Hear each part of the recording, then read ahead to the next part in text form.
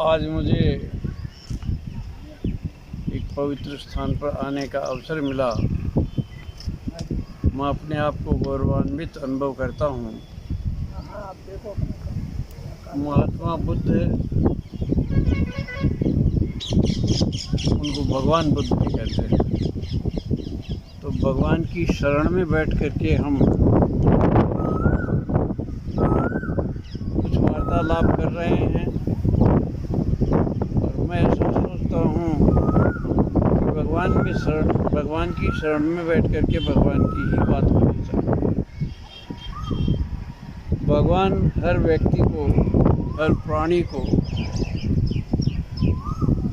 प्रेम करता है, उनका मार्गदर्शन करता है, सुविधाएं प्रदान करता है, संकेत देता है, अपनी ओर बुलाते हैं। महात्मा बुद्ध की जीवनी भी आप लोगों ने भी पढ़ी होगी, मैंने भी पढ़ी। ऐसी करुणा की मूर्ति हो।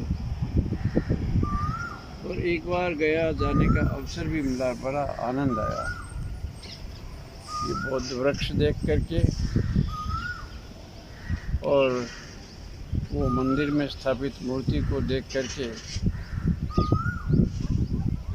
जो मैंने सुना था अंबेडकर जी के बारे में, जो पढ़ा था वो तो ये था कि जब भारतवर्ष का संविधान बनाया जा रहा था तो उस समय सभी क्षेत्रों के लोगों को बुलाया गया था, सभी वर्गों को बुलाया गया था, सबकी सहमति से भारतीय संविधान बना।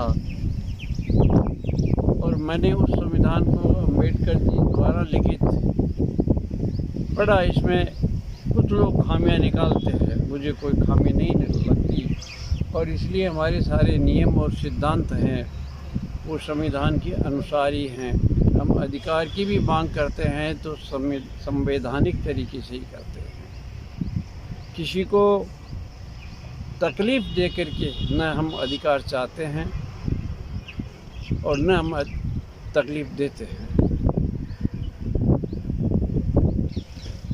एक बार की मुझे घटना याद आती है कि महात्मा जब ये विदेश जाकर के वापस आए थे, उस समय भारत में आकर के इन्होंने जो वाद विवाद और मतभेद देखे जातियों के वगैरह के, तो महात्मा गांधी से कहा कि मैं हिंदू धर्म में रहना नहीं चाहता। इन्होंने बौद्ध धर्म स्वीकार किया और एक नए ऊर्जा दी लोगों को, भगवान का संदेश पहुंचाया। हमारा फर्ज बनता है कि केवल यहाँ आकर के समारोह में सम्मिलित होना ही नहीं, जो ये बीज बोया गया है वो फले फूले, और आज के बाद थोड़ा सा प्रचार ज़्यादा करें। युग है वो प्रचार का है, तो लोगों की नज़र यहाँ पड़ेगी कि इस चौराहे पर ये क्या हो रहा है। वरना बहुत भीड़ होती है, राजनेता आते हैं, उनको बुला लीजिए, आज ही 5-10 हज़ार की भीड़ हो जाती है। लेकिन मैं मानता हूँ कि न हमने कभी ऐसा किया, न आप ही कभी ऐसा करेंगे। राजनीतिक उद्देश्यों की पूर्ति के लिए दूसरे साधन बहुत है। हमारा कोई राजनीतिक उद्देश्य होना नहीं चाहिए, राजनीति में भले ही जाओ, लेकिन भगवान का संदेश घर घर पहुँचे, मानवीय मूल्यों का संदेश घर घर में पहुँचे, ये हमारी, हमसे लोग भी अपेक्षा करते हैं और हम भी अपने आप से अपेक्षा करते हैं। आपने जैसा बताया कि यहाँ इस बौद्ध पार्क को बनाने के लिए राजपूत समाज ने ही सारा योगदान दिया है आर्थिक रूप से, लेकिन ये कोई नया काम नहीं किया है। आदिकाल से ये काम राजन्य वर्ग जिनको पुराने शास्त्रों में कहा गया है वो राजाओं का था। उनका ये दायित्व बनता था कि राजा है वो ईश्वर का प्रतिनिधि होता है, उसको पूरी प्रजा का ध्यान रखना चाहिए। वो यदि हम नहीं करते हैं तो न हम क्षत्रिय हैं न हम राजपूत हैं। इसलिए सबको साथ लेकर के हम आगे बढ़ें और आप लोगों का सहयोग हो, हमारा सहयोग हो, सब हाथ मिला कर के चलें तो निश्चित रूप से महात्मा बुद्ध और अम्बेडकर जी, ज्योतिबा फुले, इन सबका संदेश सारे संसार तक जाएगा। धन्यवाद। शब्दे सत्ता सुखी हृदयं पज्योत